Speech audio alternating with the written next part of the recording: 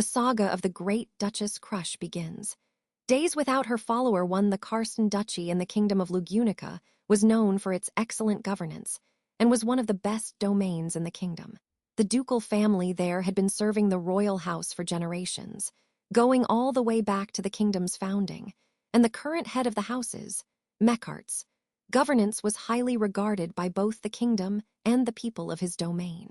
For that reason, people had mixed feelings about his successor, who would have to carry on his legacy, his daughter.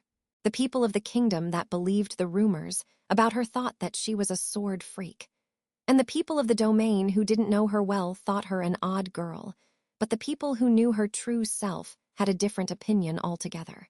She, Crusch Karsten, was the only one who was of worthy enough character and skill to carry forth the ducal family name. She never stopped working hard and improving herself. She was uncompromising and hard on herself, so the people who knew her considered her a true noble.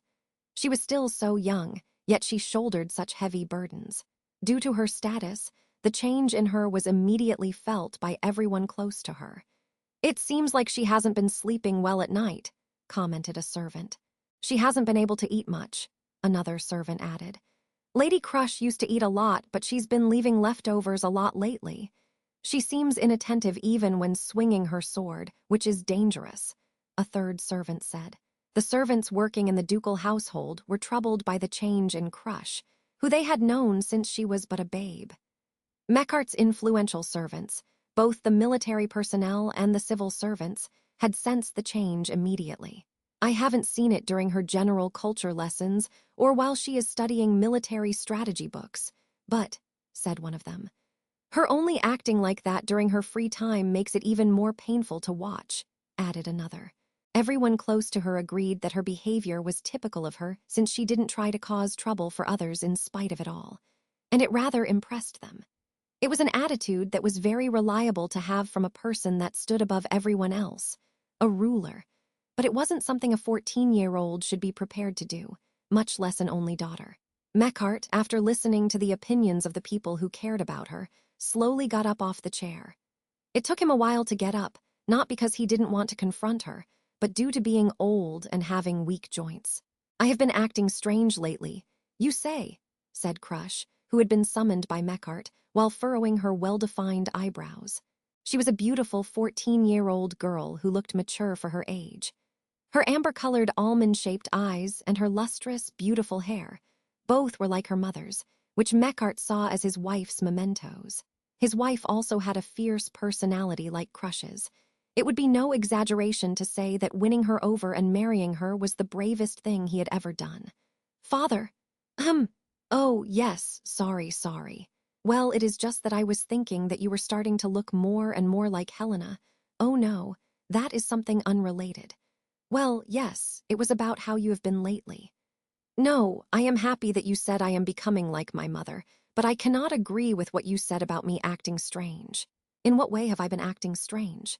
I do not see any problems with how you conduct yourself, your studies, or your noble duties. We still need to talk about you dressing as a man, but the topic is different this time." Crusch narrowed her eyes in the middle of his reply, giving Mechart the chills. Crusch had started dressing as a man a few years ago, wearing men's clothing she liked and using strong and hard words. It was around the same time that she began devoting herself to the art of the sword. Mechart had been trying to persuade her to stop for several years, but he had yet to succeed. However, that wasn't the issue here, and Mechart crossed his arms. "I have heard that you haven't been sleeping well lately. I hear you haven't been able to finish your meals either. That ISA periodical thing. Father, you also know that girls have such a thing that occurs each month." "Huh? Oh, yes, of course, I know that, but..." As a father, he could do nothing but lose his composure when a woman's issue was brazenly used against him. He was aware that he was being deceived, however, so he used that to press her for an answer. "Crusch, stop lying. I know that your periodical thing has no relationship whatsoever with how you have been acting. I have already looked into it. Father, I can see the wind of lies blowing around you without having to look. Anyway, you are acting strange, and I know what is causing that." Mechart just came out and said it since it seemed like he was easily going to lose the argument. Crusch seemed somewhat dissatisfied, but it seemed from her expression that she was now curious about the cause. Mechart, feeling like his stomach was churning after being stared at silently by the almond-shaped eyes that were like his wife's, then spoke about the cause of her current change, which was, "Crusch, you are in agony now because you are separated from Felix." Crush's eyebrow quivered when Mechart pointed it out. Conversely, as it was the only reaction she showed the whole time, he silently praised her willpower. Felix Argyle, aka Ferris, was Crush's retainer, and he didn't serve House Karsten but Crusch directly. Just as the name suggested, his sex was male, but the way he spoke, dressed, and acted were all very feminine, so it was really hard to tell that he was a man at first glance. He is greatly indebted to Crusch for a certain reason and is serving her with all his heart. Crusch reciprocates his subservience with an equal amount of kindness. Calling them an ideal master and servant would be an exaggeration, but there is no doubt that they have an ideal relationship. Said Felix is mastering healing magic in the royal capital now. How you've been acting recently coincides with the amount of time he has been there. Father, I was wondering what you were going to say, but it seems like you are just overthinking things. Crusch smiled slightly and shook her head at Mechert's point. Seeing as her attitude remained unchanged, he was afraid he had missed the mark. Crusch started speaking to Mechart, whose stomach was hurting, with a sigh. It is true that I have been worried about Ferris often while he has not been around. He went there due to the recommendation of His Highness, Fourier, so I am not worried about how they are treating him. It's just that the work at the clinic is extremely rigorous. But if we want Ferris to truly improve, then we need to let him stay there and gain experience in treating people who are close to dying. He is the kind of person who is prone to putting on a brave face. I do feel concerned that he will put others before him and wear himself out. If his healing magic's usefulness gets noticed by the clinic, then they might pull him away from my command. No, I do not think that something like that would happen, but it is obvious that they would want a highly capable healer like him. Hold your earth dragons. I get it. You can relax. I know how much Ferris means to you. Having talked more eloquently than he had expected, Mechart was overwhelmed. He faced a similar situation when he made Felix talk about Crusch, but he did not think that he would receive the same passion from her. It seemed like Mechart's daughter was head over heels for that cat-eared retainer, more than he had imagined. I hope you understand now. Looking relieved, it seemed like Crusch was satisfied by Mechart's reaction. Her somewhat happy look wasn't something he could see often on his daughter, so Mechart smiled with a bit of jealousy towards the boy who was her retainer and said, "Yes, I do. I understand, so let's go to the royal capital soon to see how things are going there." And he set off to take care of Crush's anomaly once and for all. "Ooh, Crusch, over here, it is I, glad you came." She immediately heard an enthusiastic voice when the dragon carriage pulled up to the main gate of the palace. Mechart leaned out and saw a blonde-haired boy, the kingdom of Lugunica's fourth prince, Prince Fourier, welcoming Crusch, who had stepped out before him with a broad smile. Mechart, a duke, and his daughter, Crusch, were both in a position where they ought to show him his due respect, but they felt relaxed around him because he had always been friendly with them over the past few years. "Thank you for taking the time to welcome us, Your Highness. I cannot express my gratitude enough for accepting my father's request even while being so busy," said Crusch, who wasn't all too happy about visiting the royal capital, in a passive-aggressive tone that was hard to catch. "It's nothing. I could never turn down a request from you. You can continue to count on me from now on. You can contact me if you have any business in the royal capital." "Yes." But the broad-minded Fourier accepted it generously. More like, it was written on his face that he was extremely happy to be able to interact with Crusch. "The fourth prince has a crush on my only daughter, and if you were to ask me, what's so scary about that? I could only tell you, everything. But as a father, there is a part of me that honestly feels like it's a lovely thing. If their relationship continues to grow, them standing side by side one day won't be an impossibility. If that were to actually happen, I would at least... Mechart, I appreciate your effort. It seems like you were also worried about Ferris. Well, it is obvious since you are his father figure." No, Your Highness, it isn't like that." Fourier talked to Mechart, who was pondering, with an unreserved expression, and nodded. He tried to correct it, but, That is right, your highness, Crusch interrupted him. Father forced me to come here with him this time. I told him that we should wait for Ferris and look forward to seeing how much he has grown when he returns, but he did not listen to me. I see, I understand. But you should try to understand Meckart's feelings. Parents will always love their children. In cases where someone is entrusted with a child, such feelings might fade away over time.